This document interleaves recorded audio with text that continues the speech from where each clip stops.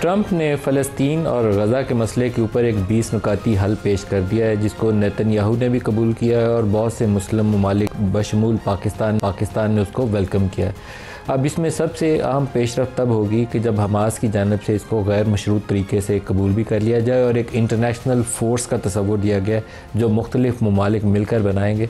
America इस पूरे process को लीड करेगा। एक पीस बोर्ड का इसमें कॉन्सेप्ट मौजूद है जिसको ख़ुद अमेरिकी सदर जो है ट्रंप वो उसको हेड करेंगे और जो एक ट्रांजिशनल बॉडी बनाई जाएगी उसके सरबराह के तौर पर टोनी ब्लेयर का नाम दिया गया।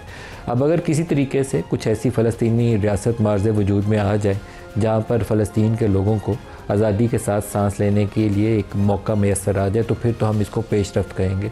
लेकिन बाज़ इशूज़ के ऊपर तहफ़्फ़ुज़ात भी मौजूद हैं, जैसे टोनी ब्लेयर का नाम जो है, टोनी ब्लेयर वो शख्सियत हैं जो वेपन्स ऑफ मैस डिस्ट्रक्शन के नाम के ऊपर इराक़ के ऊपर हमला करवाने के लिए एक कलीदी किरदार अदा करने वाले हैं। उनको इस फ़लस्तीनी अथॉरिटी का अबूरी सरबराह अगर बनाया जाता है तो उनसे कम से कम मुस्लिम ममालिक को कुछ ऐसी कमिटमेंट्स लेनी चाहिए कि वो इंश्योर करेंगे कि जो गज़ा के लोगों के, फ़लस्तीन के लोगों के हकूक़ हैं वो कंप्रोमाइज़ नहीं होंगे। हमास की गैर मशरूत तौर पर डिसआर्म करना भी इसके अंदर शामिल है। गज़ा के वो इलाके जिसके ऊपर इसराइल काबिज़ है उससे वो जगह एक फ़ेज़ प्रोसेस में खाली करके पीछे जाएगा, एक बफर ज़ोन वो अपने पास रखेगा, लेकिन एक इंटरनेशनल सिक्योरिटी फ़ोर्स बनाई जाएगी जो फ़लस्तीनी लोगों की एक पुलिस फ़ोर्स को बाकायदा तरबियत देगी कि किस तरीके से वो गज़ा का चार्ज संभाल सकेंगे।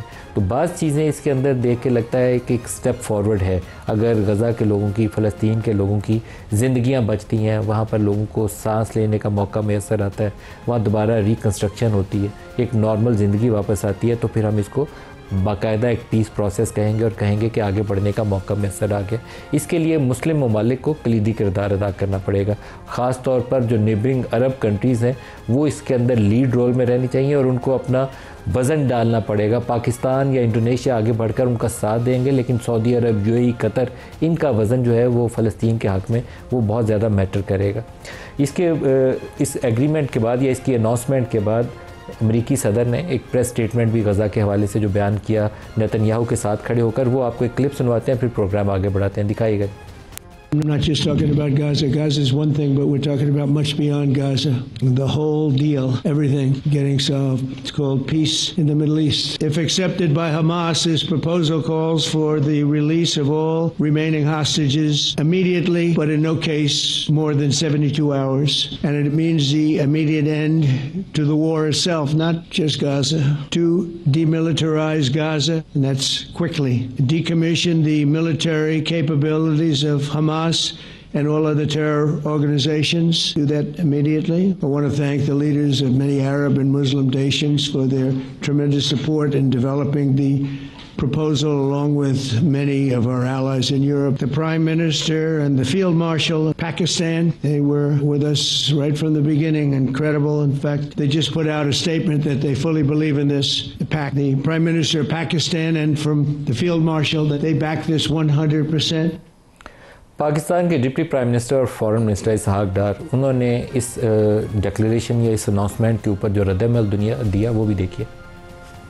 आइडिया है कि वहाँ एक पैलेस्टीनियन की टेक्नोक्रेट इंडिपेंडेंट गवर्नमेंट होगी और उसके ऊपर एक ओवरसाइट बॉडी होगी इंटरनेशनल, जिसमें पीस एनवॉय टोनी ब्लेयर काफी देर से ये काम कर रहे हैं, लेकिन वो कहीं बेचारे नहीं पहुंच सके, शायद अब उनको मौका मिल जाए। पीस कीपिंग फोर्स जो ग्राउंड पे जो डील करेंगे वो पैलेस्टीनियन लॉ एनफोर्सिंग एजेंसीज हो। इंडोनेशिया हैज ऑफर्ड 20,000 जो उनके law enforcing personnel. I am sure Pakistan will also decide, leadership फैसला करेगी। हमने इसराइल से डील नहीं किया। We have dealt with United States of America. That's the whole idea of 8 countries leadership was के इनको हम एंगेज कर रहे तो शायद हम ये काम करवा रहे हैं। We have dealt with USA and USA dealt with Israel. मैं समझता हूं कि we did our best to do whatever 8 countries could do. मेरी प्राइम नीयत ये थी कि मैं अल्लाह ताला को राजी करने के लिए पूरी एफर्ट कर रहा हूँ। गुजारिश है, अपील है को अगर कोई अच्छा काम है तो उसको आप मेहरबानी करके कंट्रोवर्शियल ना बनाएं। एक तरफ पैलेस्टीनियन अथॉरिटी उसको वेलकम कर रही है और उसको शुक्रिया अदा कर रही है, दूसरी तरफ हमारे लोग हैं कुछ वो अपने उसको नेगेटिव स्पिन देने की कोशिश कर रहे हैं। फलस्तीन के हवाले से पाकिस्तान की पॉलिसी अनचेंज है, तो उसमें कोई तब्दीली नहीं है।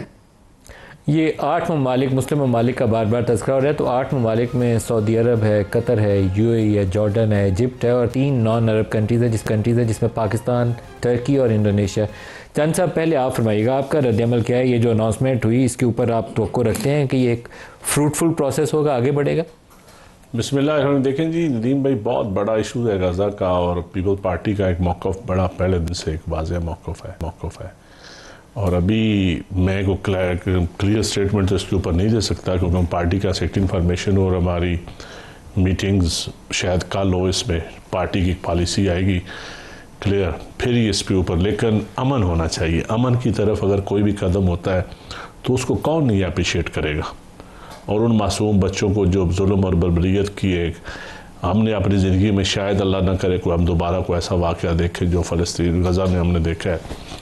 तो अगर अमन होता है, वो लोग अपने घरों को वापस चले जाते हैं और अरब ममालिक के साथ मिल के वहाँ वो अपने उनके घर बस जाते हैं, तो मेरे ख्याल सारे ही अप्रिशिएट करेंगे। लेकिन देखना ये है कि इसके पीछे कोई और चीज़ तो नहीं है। इस पीस प्लान की रूह यही है कि लोगों की जानो माल का अगर बमबारी खत्म हो इसमें तो। लेकिन हम कैटेगरिकली जो है ना, पार्टी पॉलिसी जो है वो अभी मैं नहीं बता सकता, क्योंकि मैं I am not student of foreign policy, मेरा ये सब्जेक्ट नहीं है। और ये पार्टी की जो वाज़ेह पॉलिसी होगी उसके बाद ही फिर, क्योंकि हुकूमत पाकिस्तान ने वेलकम किया तो मोस्ट लाइकली अभी हमारी, क्योंकि मैं आपके प्रोग्राम आने से पहले मैंने अपनी लीडरशिप के अपने ग्रुप में बात डाली कि इस पॉइंट पे हमारा क्या मौक़िफ़ है। लेकिन अभी हमारी डिस्कशन हो रही है, क्योंकि डिटेल एक स्टेटमेंट आएगी सेनेट में या कौमी असम्बली में, फिर उसके बाद हम उसको। बप्पी साहब आप क्या कहते हैं? पहले तो मलिक साहब ये बता दूं कि मैं आज सीरियसली बड़े अफसोस में हूँ। अफसोस इसलिए नहीं कि पाकिस्तान या हमारे लोग क्या फ़ैसला कर रहे हैं, ओवरऑल जिस किस तरीके से इस पूरे प्लान को फ़लस्तीनी लोगों पे थोपा जा रहा है, इस तरह के किसी के हाथ पैर पाँव बांध पे उस पर ट्रिगर रखा जाए, मानो नहीं तो तुम्हारी ऐसी तैसी फेर दें। यानी कि इस फैसले में जिस तरह से ट्रंप कह रहे थे कि जी अगर 72 घंटे में तुमने फैसला मान लिया ठीक है, अदरवाइज जो कुछ इसराइल कर रहा है उसको कंटिन्यू किया जाएगा। I am sure they will accept it. मेरी एस्पिरेशंस पे एक बड़ी डिफरेंट है एज ए तहरीक इंसाफ। इतनी जल्दी क्या है, थोड़ा सा स्लो। अगर शहबाज शरीफ साहब ट्वीट कर ही रहे थे इतनी जल्दी एक्सेप्ट करने, तो पहले फ़लस्तीनी प्राइम मिनिस्टर का बयान आने देते। उनकी स्टेटमेंट बाद में आई, शहबाज शरीफ की स्टेटमेंट पहले आ गई थी। ये वाहिद ऐसा मुल्क है हमारा जिसमें इसहाक डार साहब ने पहले प्रेस कॉन्फ्रेंस की, ऐसे लग रहा है कि आप अपने कबायली इलाकों की रिप्रेजेंटेशन कर रहे हैं कि ऐसा फोर्स होगा, 20,000 वो देगा, हम ये करेंगे। Let Saudi Arabia do it, let Turkey do it, Indonesia को तो कर रहे हैं। जो 8 ममालिक के जो उज़रा ख़ारजा थे ना, जो उनका जॉइंट स्टेटमेंट है। नहीं, आज इसहाक डार साहब की जो स्टेटमेंट है, जितनी हैवीली वो इस पूरे नैरेटिव को लेके आगे चल रहे हैं, इतना फ्रंट एंड पे आने की जरूरत नहीं है। थोड़ा सा देखिए, आपको समझना पड़ेगा। इमरान खान साहब ने क्या कहा था कि जो कायद-ए-आज़म की पॉलिसी मेरी वही policy, free and fair state, 2 state policy, यानी कि फ़लस्तीनी और इजरायली 2 अलग मुमलिकत अपनी आज़ादी से। इस पूरे प्लान में आज़ादी उनकी नज़र नहीं आ रही। यानी कि आप देखिए, वो IDF ने जो लाइन ड्रॉ की है, गोलान की हाइट्स इस सीरिया की जो है वो हमारे पास होगी, यरूशलेम हमारा कैपिटल हो जाएगा, यहाँ IDF की पूरी फोर्सेस हम दरमियान में प्लान कर।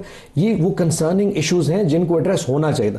आई एम श्योर जो हमारी जो मुमलिकत हुकूमत है उसके बाद इश्यूज बहुत सारे होंगे। मैं बिला वजह क्रिटिसाइज नहीं करना चाहता, क्योंकि शायद कोई इंफॉर्मेशन मेरे पास ना हो, बट मेरे ख्याल में जो आपके main stakeholders, even Peoples Party अगर आपकी अलायंस है, इसका जो 19वां नुक्ता है ना जी, 19th पॉइंट है, 20 जो डिक्लेरेशन है, इसका 19वां नुक्ता कहता है कि place for a credible pathway to Palestinian self determination and statehood which we recognise. ये ट्रंप का प्लान कह रहा है, which we recognise as the aspiration of the Palestinian people. तो उसमें 19th पॉइंट में वो नुक्ता मौजूद है, सिर्फ ये क्रेडिबल प्रोसेस रहना चाहिए, वो कंप्रोमाइज़ नहीं होना चाहिए। आप इसको थोड़ा सा स्केप्टिकल अंदाज से देखना शुरू करें तो आपको नजर आएगा इसमें बहुत सारे ग्रे एरियाज मौजूद हैं जो हमें कबूल है।